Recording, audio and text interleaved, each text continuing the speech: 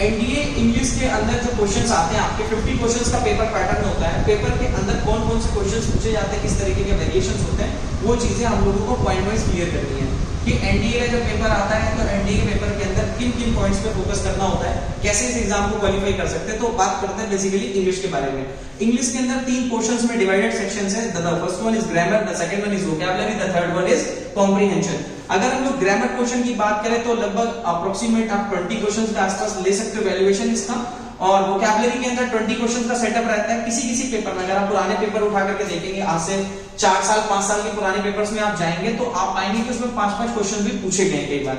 और कॉम्प्रिहेंशन के अंदर देखें तो इसके अंदर जो मोस्ट प्रोबेबली पूछा जाने वाला क्वेश्चन है वो पीक्यूआरएस है आपका।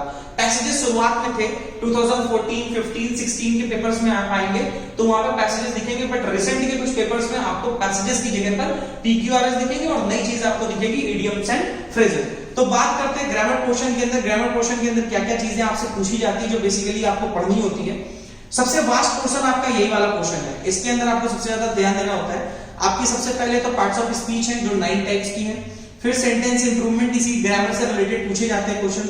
फिल इन द ब्लैंक्स भी कई बार एप्रोप्रिएट वर्ड फिल करने के लिए पूछे जाते हैं। इसी में आपका आता है spot the errors. Spot the errors आपके 10 क्वेश्चंस मैंडेटरी हैं, हर बार पेपर में आते हैं। वोकैब के अंदर आपके में से 2 ही सेक्शंस पूछे जाते हैं। सीडीएस में ये पैटर्न बदल जाता है, वोकैब का सेक्शन थोड़ा सा वास्ट हो जाता है, बट यहां पर आपको सिर्फ 2 ही चीजें मिलती हैं, एक एंटोनिम्स और सिनोनिम्स। अगर आप बहुत ज्यादा पुराने पेपर्स में जाएंगे तो आप देखेंगे कि कुछ कुछ पैसेजेस वगैरह में कुछ खास जगहों पे वन वर्ड सब्स्टिट्यूशन का आपका रोल होता है, जिसमें आप वोकैब को बहुत अच्छे से कंसीडर कर सकते हो, याद कर सकते हो।